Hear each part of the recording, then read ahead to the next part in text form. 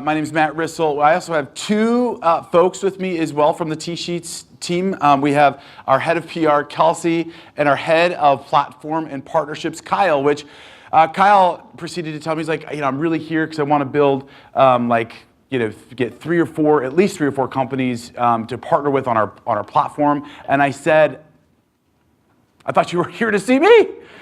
So we actually officially have a job opening in our partnerships and platform. And anyway, no, it's they're awesome. And Kyle is actually here out of Silicon Valley, and Kelsey's from Boise.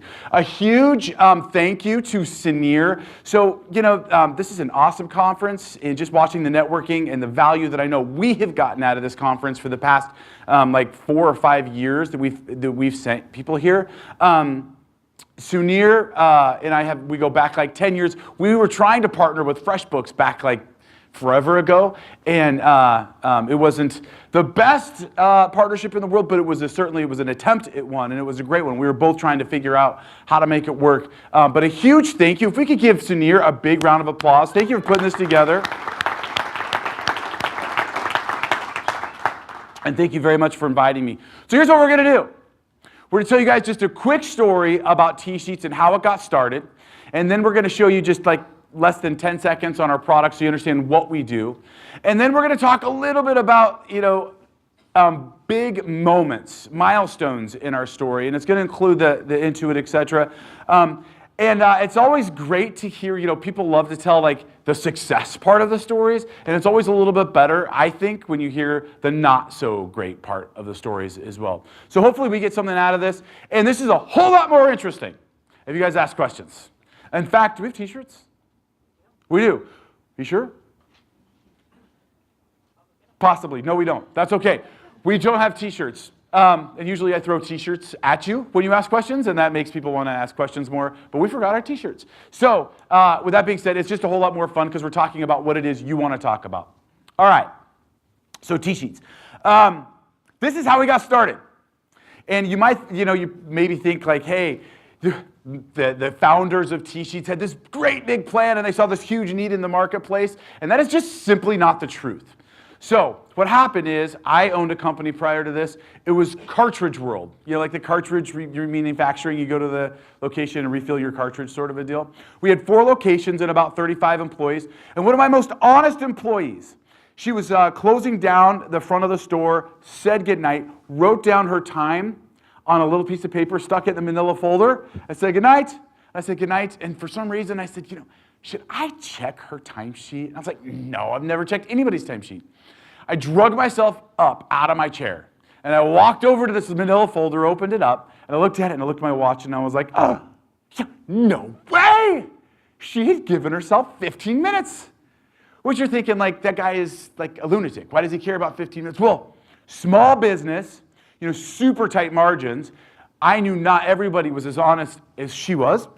So again, a lunatic, I hid out in my truck the next day, for real, during lunch, and I watched everyone leave at lunch, and then I would run inside and check their timesheets, like a recon mission or something. And anyway, I sure enough validated my hypothesis. I had an issue, thought it would be an easy problem to solve. This was in 2005, back before SaaS was a word. And I walked over to Office Depot and said, this is what I need. I want to be in one location and see everything that's going on at one time. And see, who's clocked in, which store, etc. And she's like, oh, this lady said, perfect solution for you. Walked me down the aisle and handed me this old metal cube thing where you stick a piece of paper in and it goes cha-ching to punch a time clock. And I was like, oh, I said, thank you. That's not what I'm looking for. Still optimistic.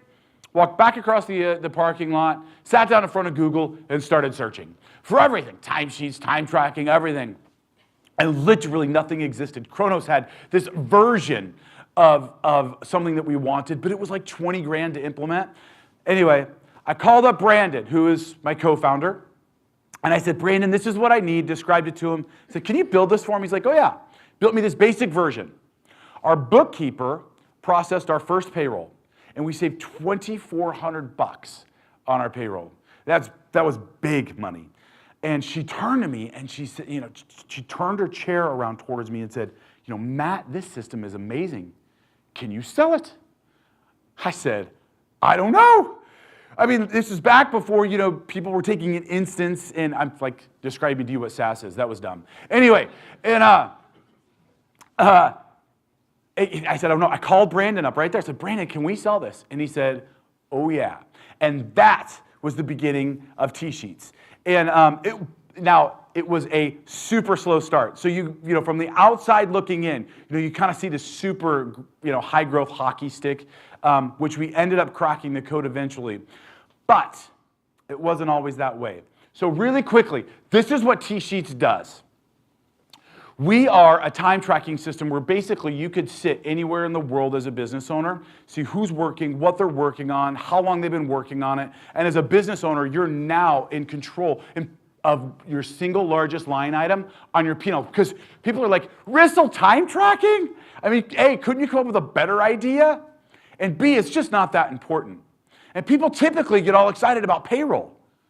Well, payroll is obviously very important, but what does it actually help a small business manage? Nothing. I mean, what it does, sends a whole bunch of data in, makes some complicated calculations, and spits out a paycheck. Super important. Everyone's got to get paid and get paid quickly. So payroll, obviously super important. But the one tool that helps them manage their single largest line item on their P&L, which is labor, is TSheets. And so business owners started coming to us super emotional, and business owners now feel in control. Anyway, that's briefly what TSheets does. Now you have an idea. Okay, so the success story, this growth hockey stick, it wasn't always that way. So I'm a pilot. Now, how do I get this thing to play? Oh, I got to click. Just the space bar? Okay, so I'm a pilot. Have you ever been, who here has been skiing in Telluride, Colorado? Yes, a few of you. How many people have flown into Telluride? One person. That actually, I think you're the very first person ever to raise their hand. So there is an airport right outside of Telluride, and they were brilliant when they built this airport that is now illegal for commercial planes to fly into. You know what they did on both ends of the airport? Does anybody want to, and both ends of the runway, what's at the end? There is not mountains, no. A cliff. Now, I mean a cliff. I'm talking about like 1,000 feet cliff. It's not like a little bump, right?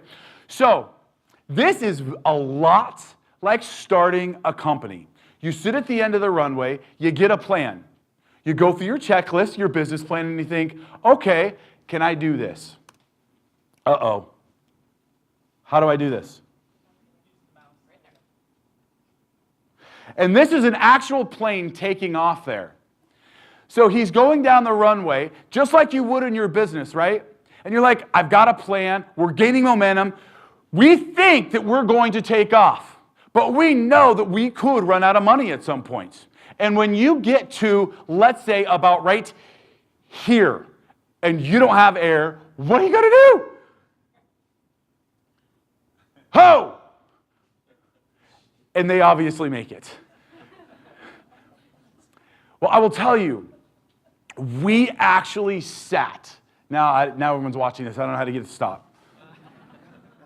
And he made, okay, so he's good. Okay, so at the edge of we were there, literally. So we were going down the runway. We had our first go-to-market launch. That to say that it failed is an understatement.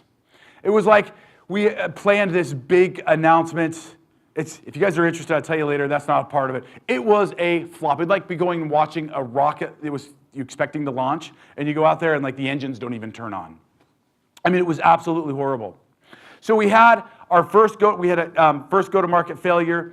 Our second go-to-market failure. We had 4 total. We ran out of money.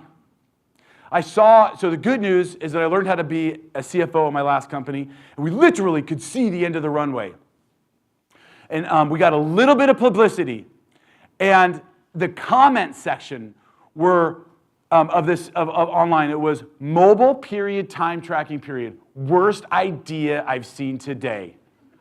Will never succeed. I've been in business for 20 years, seen software forever. Loser. one just said fail in all caps. Like, we just got hammered. And I'm looking at the end of the runway going, it's nigh, it's here. Are we going to succeed? And we were forced to make a decision. Like, do we keep the throttle down? Do you really keep it down in hopes that you can gain some altitude before the end of the cliff? Or do you just like throw back the throttle and slam on the brakes and hope that you can, recover and stop before the edge of the cliff? And here's my point. We went out and we laid down on the grass that day, and we were staring up at the sky. I will never forget it. This could have been back in like the FreshBooks days even. And we're like, dude, anybody even care about time tracking? And long story short, we almost shut down the company that day. And we said, you know what, let's just sleep on it. We went home. Next day I came in, I'm like, Brandon, co-founder Brandon, what do you think? He's like, man, I still believe. I'm like, me too. And that was the last time that we ever looked back. And don't let anyone ever tell you when to quit. Your decision to quit is on you, and it's you alone. Don't ever let anybody tell you when to quit. And one of the most amazing things, so when that happened, I, of course, went home and I told my wife, and it's great to be an entrepreneur, right? Or somebody that, partnerships and you have a ton of success, and then you get up on stage and you're like, yeah, my company's amazing. Everything's great, this big hockey stick curve. And then at nighttime, when the reality starts to set in, you sit there, and at least I do, and I start sucking my thumb. And that's what entrepreneurs do. They feel the weight of the world. And I went home the next day, and my wife had my 3 little kids make me this. And it's still actually in our laundry room, and every single day I walk in and I see it. And my wife looked at me and she said, I don't care if we live in a cardboard box or we live in a mansion. I will follow you to the end of the earth. And what I see happen so often, entrepreneurs, people that want to become entrepreneurs, is that they let someone else or something else determine when they quit. And I'd ask you, what is it that you would let yourself cause you to say, I'm done? What is an external force? My encouragement is, make that your own. Another huge milestone in the TSheets journey. Everyone talks about the lean startup. But this changed TSheets forever. We read it. If you've not read it, I encourage you to read it. It changed TSheets' trajectory forever. We were, in 2010, again, we were literally down in the trough. Somebody recommended the book. I read it, and I got halfway through, and I said, this has saved us, or caused us to lose more money by making decisions based on our gut versus data. And the premise is this: don't make big bets, make little bets. Don't use your gut to determine what's working. Use data to determine what's working. And it's this simple. If it's working, do more of it. If it's not working, do less of it. So this is one thing I encourage you, whether it's in your partnerships and you're hitting your goals or you're not hitting your goals, or whether it's you're an entrepreneur, is go up to a whiteboard. Take your team, go up to a whiteboard. Write down on 2 sides of the whiteboard what's working, and on the other side, what's not working. And it's usually pretty easy. It's usually pretty easy to start coming up with lists. Like, oh, this is what's working, this is what's not working. But this is the kicker. You have to prove it. What data do you have to prove it? One of the things that we've done at TSheets, when I say we've done the lean startup, I tell you, we have instrumented every single point in the customer life cycle. Every single point in our partnerships life cycle. Kyle could tell you all of the conversion metrics from one to begin. He could tell you the time that it takes to develop against our platform, etc. And the same goes now for our partner, our company Intuit. It's not our partner anymore. It's our company. Right? Yes. Next, encouragement. So this is designed, typically for more of like an entrepreneurial. But one of the things that Intuit does so well is they do this thing called a follow me home. Have you guys heard of follow me home with your customers? Yes. I encourage you to do it with your partners. so that you actually get a feel for what your partner goes through. Another thing that we did at TSheets, and it was a little bit easier because it was a time tracking system, and a lot of people say, eat your own dog food. Well, Boise, Idaho, we actually don't like dog food very much, but we do like a lot of champagne. So we call it drinking our own champagne. And we use our product inside out and backwards. Today, we have 320 employees-ish, and all of them use TSheets inside out, backwards every day. We catch bugs before our customers do. My encouragement is if you have not developed against your API, or if you have not, on a personal level, experienced what your platform is like or what it's like to partner with your organization, do it! You will instantly begin to get empathy for the customer and what they experience, and that's exactly what the Follow Me Home does. And next is Boise, Idaho. This was a huge advantage for us. Like, honestly, an unfair competitive advantage against Silicon Valley companies. I know it sounds crazy, and there were some downsides to being there. Like, a conference like this, we would have to travel there. We don't always get the networking capabilities that you guys have here. But at Boise, Idaho, we were able to hire 275 people, basically or organically. Zero recruiting budget. We were the #1 best places to work in Idaho, three years in a row. We just took third this year, but 3 years in a row. We were able to hire unbelievable people that truly wanted to do the best work of their lives. And the compensation, I will tell you, is different in Boise, Idaho than it is here. And that's because it's like 60% less to live there. 60%. The quality of life is off the charts. This sounds like a sales presentation for Boise. Anyway, we love it. But my point is that great companies do not have to be here. Great partnerships don't have to be in Silicon Valley. I really encourage you to look outside of it. And honestly, investors are looking outside of Silicon Valley to invest. Which leads me to my next point. We were basically a bootstrapped company. We raised we raised 600 grand back in 2008. And like I told you, we burned through that money in about a year. And then from there, we bootstrapped ourselves. Like, we really skipped all those other rounds until we had a proven product market fit. And then it was April 3 years ago, actually almost exactly 3 years ago, I started thinking to myself, hey, maybe we should raise money. But we were a profitable SaaS startup growing at 100% year over year. We didn't need the money. And people were like, Rissell, what are you doing? Like, why would you raise money and give up some of the stake? And here's why. We really didn't need the money, and honestly, we never used it. Like, we may have touched it a little bit. We never used it. But I didn't get it for the money. And typically, when people go to raise money, they have to go and build a pitch deck, and they have to go here, Boston, Chicago, Washington, D.C., and they travel all over, and they just keep pitching everywhere and hope somebody takes. Honestly, I had it was every day to every other day that I would get an email from a different VC that was saying they were really interested in TSheets. Like, they found me. How? I don't know. They found me. Number 2, I said, okay, we're kind of interested. And I actually took a day where I booked 2-hour appointments in Boise. And they came out to Boise. And they lined up. And just as much as I pitched them, they pitched me about their firm. Because they wanted to invest outside of Silicon Valley. They wanted to invest in fast growth, and they wanted to invest in profitability.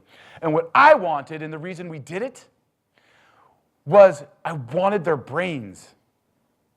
I wanted the single smartest people I could single smartest people I could find to wrap their minds around our problems, our challenges. And if you have not done that, that's why this is so successful. This association is be transparent. Be vulnerable with your colleagues here and say, this is my problem. If you're not, you will not get the value out of this conference. Retreat. You won't. Because no one will actually really be able to help you solve your problems. Be transparent and say, look, I am struggling with this. And get a group of people and tell them. And don't get too transparent over drinks, right? Because then that can be like dirty laundry. Like, don't go there. But be honest about the problems you're trying to solve, and people will want to help. They'll naturally come in and want to help you. And if you're ever choosing to raise money, I will tell you, you can't find a better partner. Lastly, and this may be of interest, is our partnership with Intuit. Like, what did it look like? Like, what was that really like, and how was it so successful? And I want to tell you, and I'm going to be transparent with you about what our formula for success was. Again, I hope you guys ask questions. So when we first came into the marketplace, everyone was like, Intuit just took care of you guys. You guys had this really easy path. So this is what happened. We read the Lean Startup, like I told you. And one of our first hypotheses that we wanted to validate was this. It was, we think our customers live inside of QuickBooks. Okay, duh. Our customers were all small businesses. Well, they own 85% market share in the United States. There's a really good chance if your market is small businesses, there's an 85% likelihood that they live inside of QuickBooks, okay? So that was a really good hypothesis, validated. Number two is that they would want an integration between the two. So we wrote a basic flat file integration, and we sent it out to our customers, and they loved it. They instantly took it, they grabbed it, they were syncing data, and they wanted more. We built against their marketplace SDK, and then they had just launching this platform. And we looked at their marketplace, and this is what we saw. We had a competitor in there, eBility, that had 300 or so 5-star or 4-star reviews at the time, and we had like 3 or 5. Intuit had just killed their own time tracking system, and they were sending everyone to eBility. Like the deck was stacked against us. When we tried to get a meeting with somebody, everyone was like, no, eBility is our partner. So it wasn't like we came in and we just had this easy road. And the things that we did is, number one, we found out what was important to them. If you come into a partnership and it's about you, I will tell you that's like a relationship that's like, oh, let's make this about me. It usually doesn't work out so well, at least it doesn't with my wife. And I go into it like, hey, what is it that's important to you? How do you measure success? And I mean you, not only just the company, but you individually. So you're coming to Kyle, or you're coming to my colleague, Alex Barnett, who runs platform for all of Intuit globally. Alex, raise your hand right there. And you come to say, what's important to you? What are you measured by? What does success look like for your role? And he will tell you, oh, it's X, Y, and Z. And now you know your focus. You get to make the deliberate choice whether you're going to make that investment. Number two is we didn't approach it with how are you going to send us customers? This is often thought of as that TSheets got a ton of customers from Intuit. And at the beginning, we got zilch. We got 0. But because we knew remember our first test? Because we knew our customers loved it and they would use the integration, every single customer that came in, every single one of them, we would present Intuit, we'd present QuickBooks to them and try to get them connected. So instantly our NPS score would go up and we started to get traction. Then you also have to get lucky. So one of the things that we did is we built relationships at every level in the organization. And it is not easy. And for those of you that are in partnerships and sales, it's really freaking lonely. Like when Sudhir was saying, you're not alone. Okay, you're not alone today because you're here. Outside of that, that's fucking lonely. It is, especially when you're traveling and you're going to meet with a partner and you're by yourself. And you go for your 1-hour meeting, and then you kind of go well, or maybe it didn't go well. And you're sitting by the bar by yourself, preparing. It's lonely. I don't know how I got on that. Oh, okay, I'll get back. Okay, hold it, because I'm almost done, and then we're going to go to questions. So remember your question. I love that you want to ask. I hope you guys are going to ask a lot of questions. You got to get lucky. Build relationships with every single part of the organization. And we did, from the CEO all the way to the developers developing against the API. And we found a way to build a relationship every place in between. And we made it about them. And we were willing to work our ass off. And part of it is you got to get lucky. We didn't know that Intuit was going to make partnerships a huge investment and one of their core values of the company. And we did. We just got a little bit lucky. And we also found out that they valued customer reviews. And now we said, I wish I had if you go to apps.com and look at our marketplace, we now have like 3,000 five-star reviews, and we're the #1 rated app. But it would be easy to say, oh, it was just they were taken care of. But this is what we walked into back before. We had three or four reviews. Ability, our competitor, had like 300, 400, and it would have been easy to back out. And finally, they came to us and said, what would it be like? Our mutual NPS scores are so high. What would it be like if you embedded your functionality inside of QuickBooks Online? And we did that. It was wildly successful. And so then they came to us and they said, hey, what would you think about something a little more than a partnership? And which caught us off guard. And we said, you know, for Intuit, we would always be willing to have that conversation. And so that's how it all got started. I will tell you, if there is a partnership on the planet, there is, especially if your customer is in the small business world, it would, I think personally, and there's an argument out there that QuickBooks is one of, if not the single most successful small business software company ever to exist on planet Earth. And 85% market share is just incredible odds to put in your favor. Okay, and finally, people are saying like, Rissell, what are you doing? You just sold your company for a lot of freaking money, and I think I'm the only person that sells a company for $340 million and works harder the next day.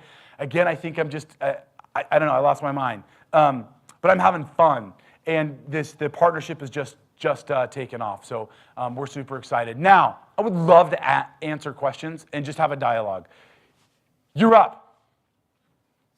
I think we have a microphone as well. Oh, great.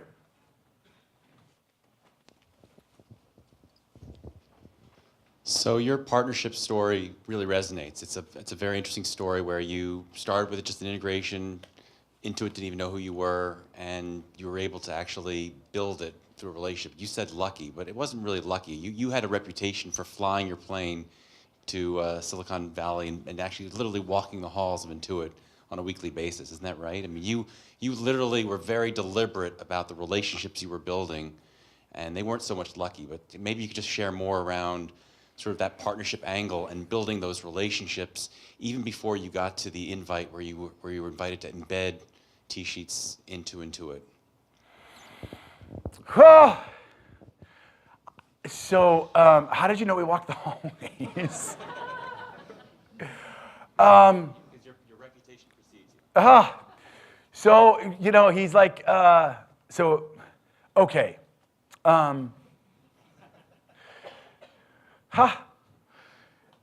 So yes, what we did is, whether it be at one of the remote locations or whether it was in Mountain View, when we figured out that there was potential for this partnership, and we did that, and I can't underestimate, please listen to me, because what happens if you don't do the data part, you put a ladder against a building, you climb to the top of this fucking ladder, and you realize you're against the wrong building, right? And then you have to go back down the ladder and use data to make sure that it's the right partnership. But yes, we and at every step we validated that it was. And so what we would do is relationships, I think, are one of the most important parts to all of business, whether it's your employees, colleagues, or a retreat like this. And we would find anyone inside the company, and we would build some level of a relationship with them, just enough. And we would find a reason to go meet with them. And then when we met with them, we would bring a suitcase of t-shirts. And not one of the little ones that you can carry. I'm talking about those big oversized ones that are too heavy to get on planes. We were stuffing t-shirts in this is no shit. We were stuffing t-shirts in our backpack because the suitcase was overweight. And then we would literally walk down the halls And we would be like, hey, what are you doing? And they'd be like, typing away, like, you want a TSheets shirt? And they'd be looking at me like, who the hell are you? But they would go type in, like, TSheets, and they would start to search, and we became known. And we did that at every level inside of the organization. In fact, I eventually got a meeting with Brad Smith, and he was gracious enough, and I still ask him to this day, who he became a mentor. Why did you take that first meeting? I mean, there was no reason for him to take this first 30-minute meeting with me, but he did. And guess what I gave him? A T-shirt. I don't think he ever wore it, but we did. We invested in relationships like to the very core, and it's not easy, and it feels like a freaking waste of time when you're doing it. It does, and it is expensive. And the payoff is not short term. This is not like a paid SEM strategy on Google where you instantly see some results. I mean, you've got to spend your time. Yes. Great question. Yes. You mentioned using data. Oh, wait, hold on a second. Microphone's coming. Yeah. Thank you. You mentioned using data to validate your hypothesis with this partner, which is obviously important. What did you use as the threshold of that data to determine, yes, we're gonna overinvest here and not in some other partnership? Okay, so you want the real answer? The real answer is we were just desperate. At the time, we were looking for anything to be successful, and we were really struggling to find anything that would move the needle up or down. And so whenever there was just an inkling of hope, like that was our threshold at the time, honestly, we would invest in more to figure out if it worked. And so some of the specific things that we looked for were, one, does this partnership make sense? Like, you just look at it and go, is there value between an accounting payroll system and a time tracking system? Yeah, absolutely. Like, the partnership easily makes sense. Is the value proposition easy to communicate? Yes. When you put it in front of a prospect, like to a prospect to us was on our website, how did they respond? More likely to convert, less likely to convert. More likely to engage, less likely to engage. How much longer do they engage? When you present it to somebody that actually started a trial, more likely to convert, how much longer were they in their trial, how quickly they had their credit card, right? And then once they were paying a customer, there's a myriad of things, like how much more activity is in their account. NPS score of those counts, are they higher? Do they last longer? Do they pay more? Do they have more employees? In our world, we paid by seats, right? So all of those things were factors into it. Does that make sense? Does that answer your question? Sort of. No, okay, no. That all makes sense. Oftentimes, when we're looking at partnerships, we're trying to weigh different opportunities. We're trying to weigh different opportunities, and there are pros and cons with investing in different in different partnerships. And as a partnership person, you're trying to set expectations, say with the founders of your company or your executives, and showing them, here are the different paths we can take if we invest here. This is our expected outcome. Here is an expected outcome. There's got to be something that trumps the other opportunities, and we always wrestle with, what is the validation point? What is that? What's worth more? And so how do you determine, here's where we're going to place our bets? And as the founder, of course, you had the ultimate say in terms of where you're going to place your bet. So just keep the mic just for a second, because this is really important. How many people are currently pitching their founders, CEOs, et cetera, a partnership of some sort right now or going to this year? Yeah, so this is a super relevant conversation. So just like I communicated to you about our approach with partnerships, that same approach I think needs to happen internally. I would suggest you need to go to your CEO or whomever that's going to make this decision and go, what's important to you? Like, really, what the fuck is important to you? Is it new customers? Is it longer customers that stay longer? Is it higher conversions? Like, what do you value the most? Is it a long-term exit strategy? What is it that's important? So that you know that you're not out there guessing. And that will remove to us. So what made this so important to us is ours. Like, I lived, I ate, I drank, I breathed, I slept, and I didn't sleep much.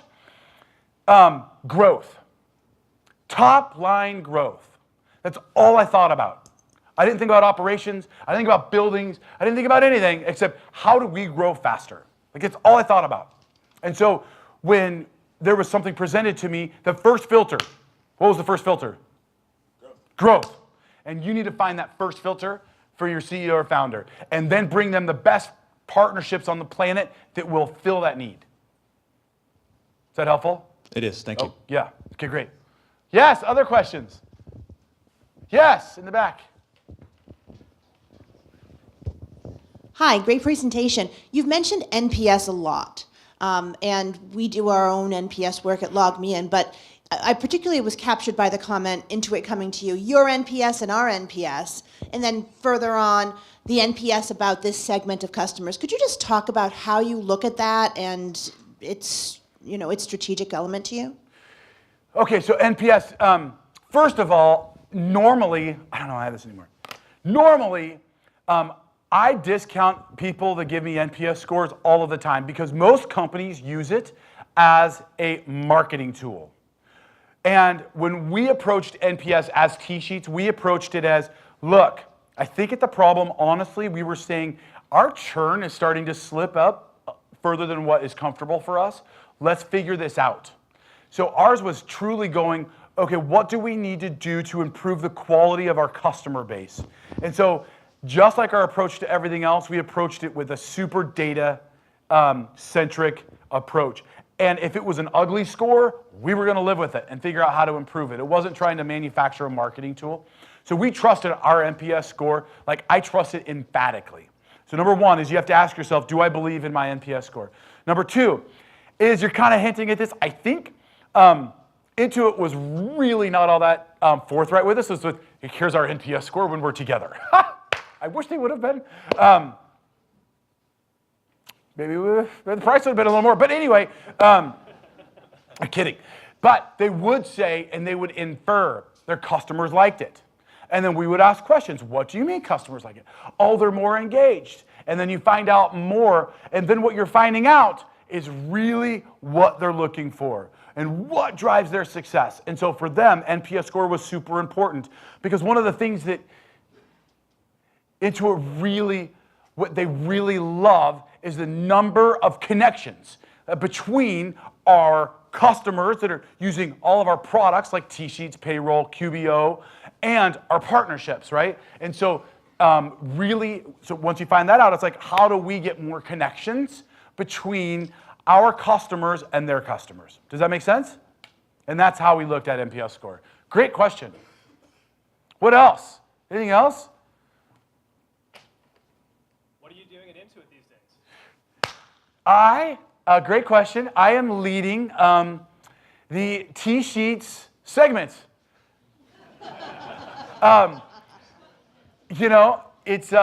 It's funny. I haven't been an employee since 2002 or something like that. I mean, it's like 16, 17 years since I've been an employee, which was weird. I didn't know how to fill out a W-2. Yeah, and so what's really cool is the way that they plugged us in is they have like consumer and they have small business. So you have like Mint and TurboTax consumer, and then you have like all the small business products, and they have each of those basically as segments. You have QuickBooks Online, QuickBooks Desktop, Payroll, TSheets. And so it's kind of cool that my colleagues and my peers at partnerships, platform, are running QuickBooks Online. They have a few more customers than us right now. But it's a lot of fun, and the scale at the decision making is just unbelievable. Like, it's fun. It is really fun. I have a blast. Yes, there was another question over here. Yes. So it sounds like Intuit was a really successful partnership. Do you have? I hate this to be like your last question, but was there a partnership that didn't go well, and what were the like sort of cautionary tales? And then second question, what kind of airplanes do you fly? Oh, I fly. I was flying a Saratoga, and now I'm buying a Pilatus. Ha! And so, but that actually takes a lot of time, a lot of time to get rated for. Are you a pilot? Yeah, cool.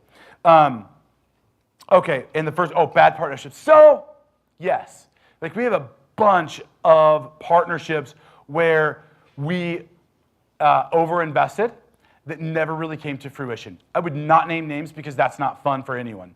But one of the things that I think, so I was really transparent with you guys. Like the whole never quit thing, that's just in my blood, and even to a fault.